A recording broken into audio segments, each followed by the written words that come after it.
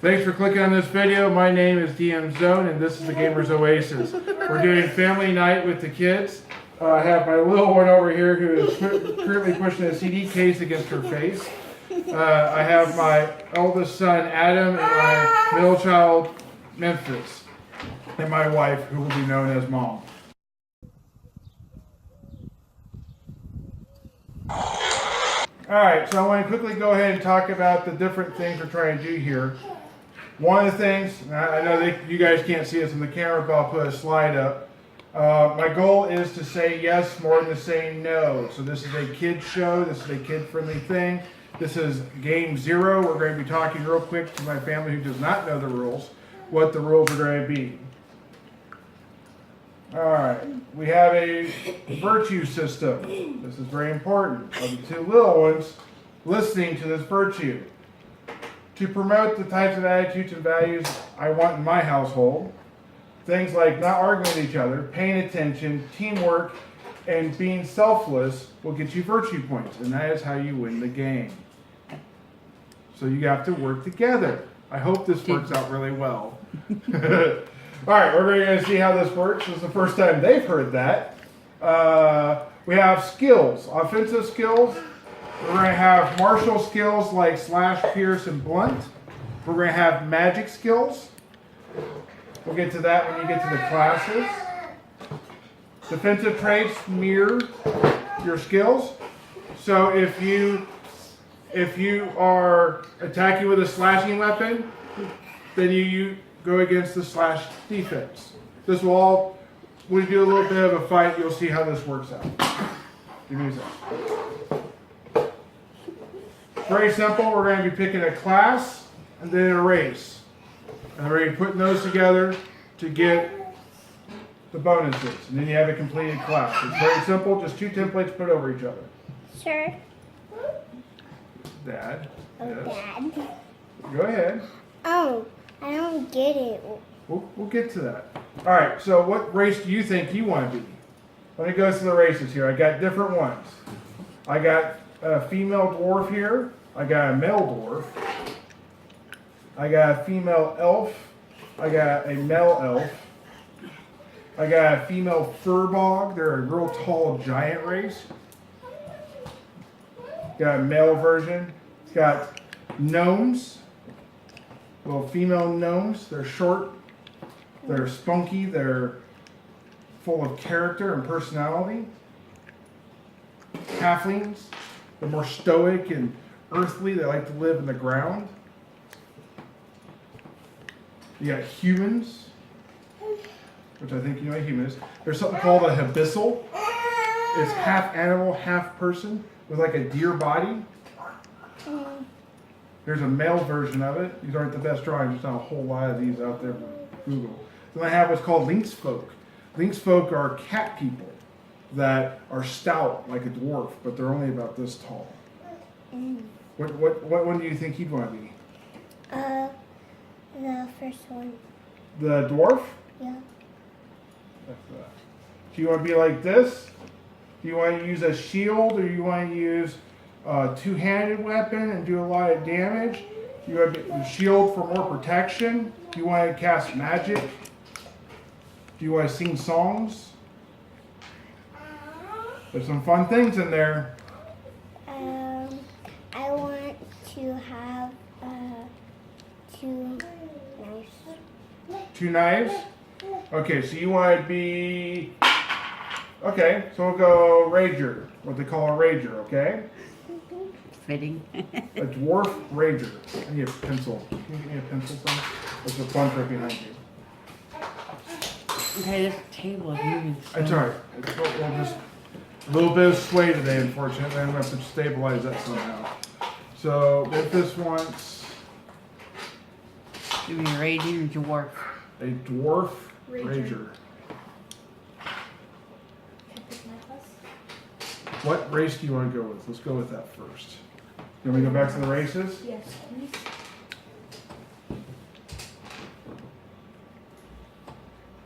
Wait, go back? That's a dwarf. He's nice and We strong. have elves. We have furbolgs, the giant race. They're sort of nature. They come from the Feywild. Gnomes also come from the Feywild. So do elves. Halflings. You didn't show me that. I showed you that. Talk about the fact they're stoic. You got humans. I want to be that. This right here. So you want to be a abyssal. Mom wants to be a abyssal. A hippos. Abyssal. A what? Abyssal. A bissel? Yeah. Do you know what class you want to be? We got mage, which does big spells, lots of utility. A summoner, which has a pet. Then you have a bard, which can sing songs, can mesmerize things. You got a cleric, which can heal. We have a rager, which is going to be big damage melee, but not very defensive. And then we're going to have a warrior, which is going to be very defensive and can use shields. I want to be a healer. A healer, so it's hard. Stop it. All right. Oh my goodness. All right, Adam. Dwarf. So you want to play a dwarf?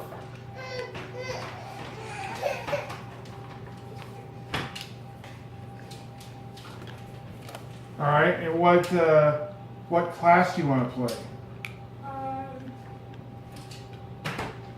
Hold on, give me a second.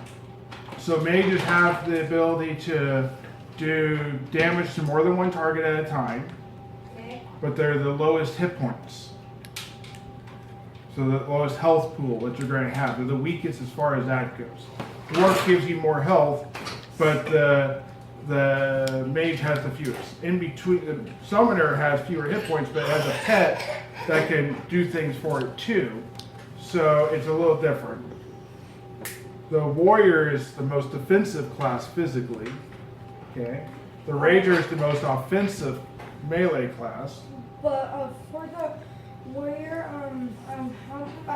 does it like have like a lot of health and like a lot of strength, or like? The warrior has the most defense. It can have the best armor in the game, and it can have a shield. It's the only class that can have a shield.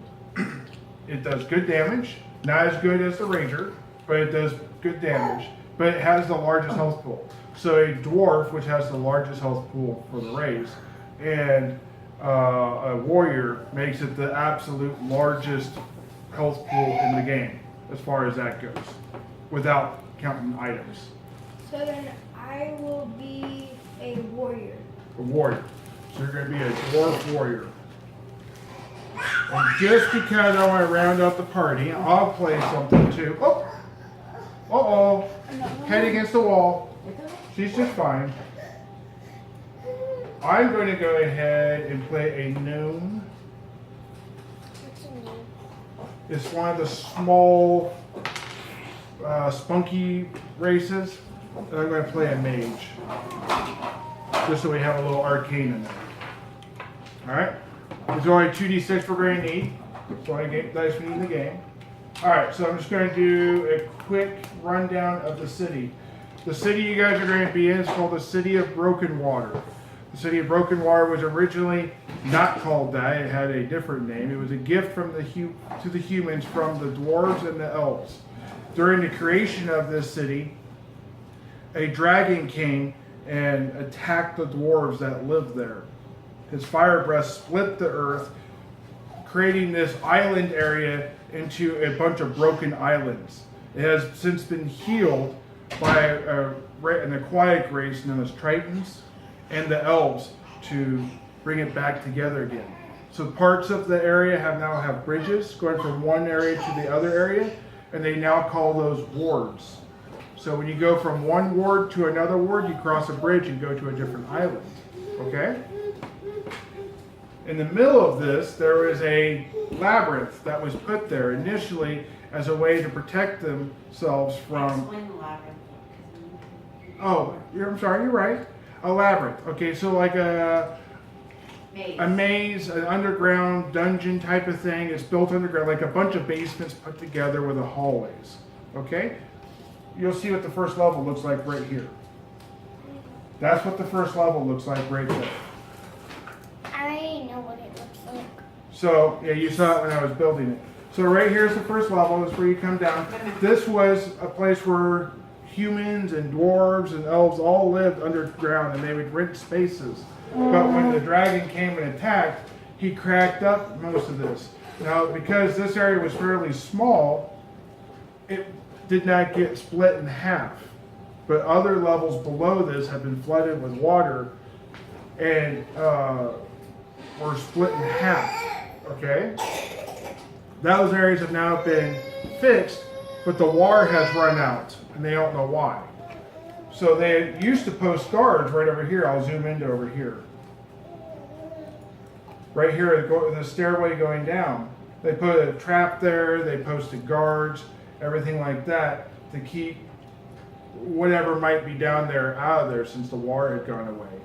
But now creatures have come up from that depth and have overtaken this level, and the guards are only able to defend the very entrance to this. So the city, who is ruled by a warden, has said, excuse me, the warden has said that anyone can go into this dungeon, and anything they find they may keep. They just have to kill the creatures that are there so that this place can be retaken and civilization can live there again. They want to reclaim this area. This is where you guys come in. As a band of adventurers, it's kind of put forth to you guys to go into this area and clear this out. The way you clear this out is by killing the end boss, or big boss, we'll call it that, to keep it simple, and to take out all of the minor bosses that live in this area. When you've done all that, then you will have cleared out this level and you can go on down farther, and it will be free of monsters. Alright, so we have different colored floors, as you can see here. And these different colored floors, these are special rooms. This room here is a kitchen. They had a kitchen. Inside this kitchen, they kept food. So there are consumables in the game that you can use to trade or scare off monsters with. If you use those consumables, you may avoid a fight. You'll have a negotiation phase. That's one of your skills as a character you will have, is negotiation. Over here, we have sort of like a memorial place. It's a cemetery. Just so you don't have to worry, there's no zombies in this game, so we're not going to have anything like that. There might be some other things you may not like spiders, but there are no zombies. But you fight spiders and you kill them. So don't worry. Alright.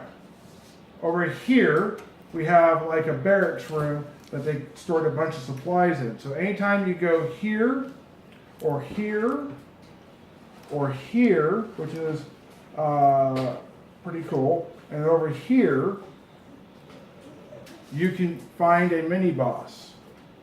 What? A mini boss. A boss. When you get all the mini bosses, just leave it alone. When you get all the mini bosses, then it will clear out that level. Alright, and this here is the end boss. You don't have to go to him until you get all the mini bosses. And when you get all of them, you clear this level and you can go down to the next level, and the level before it won't populate.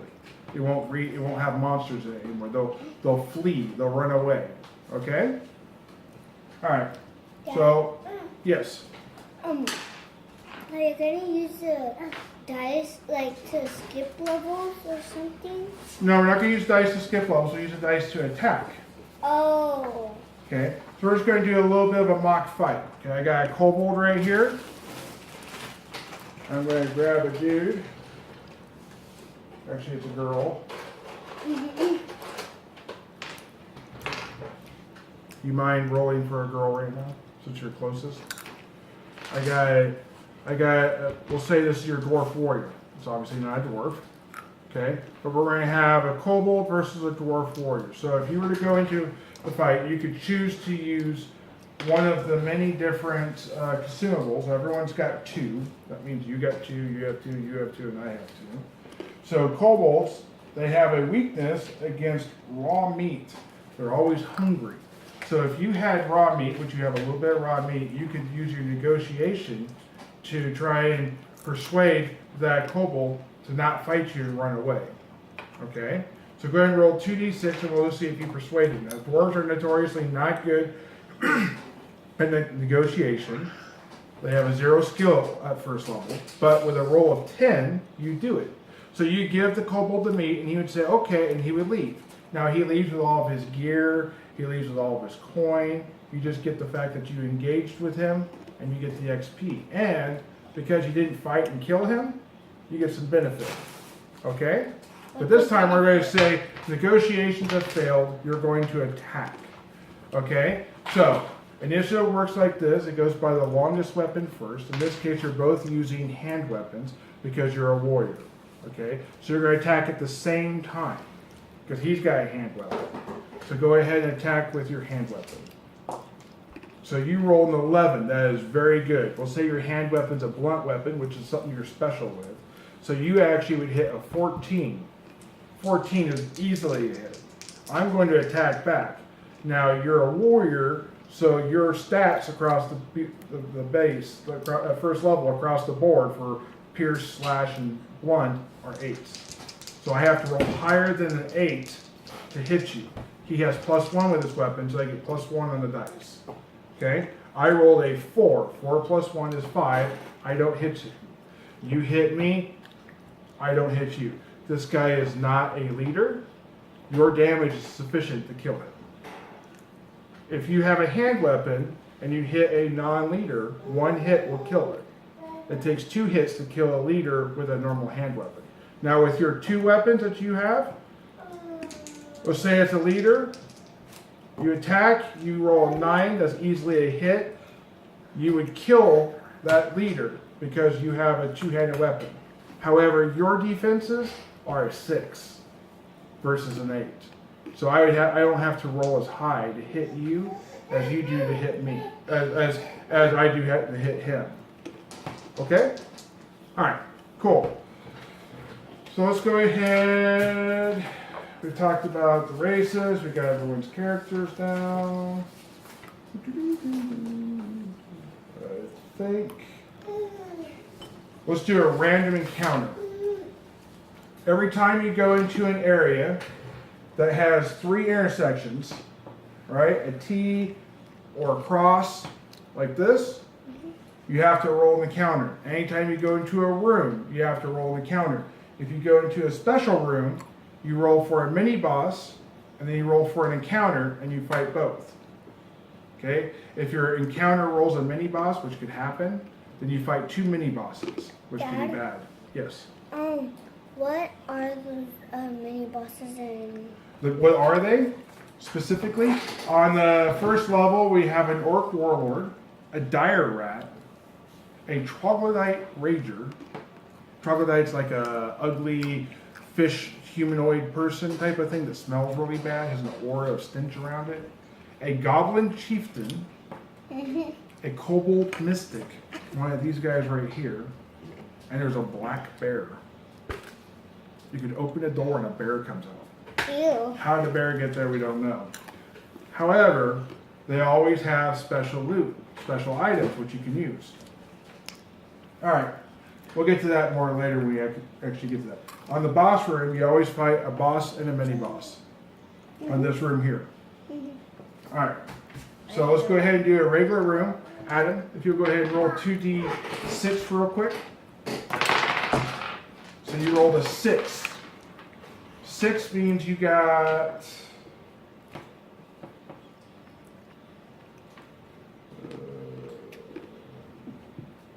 excuse me, goblin. You have a goblin's.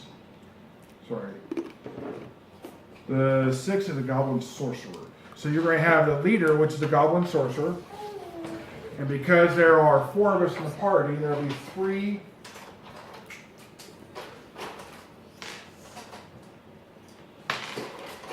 There'll be 3 extra, 3 brutes.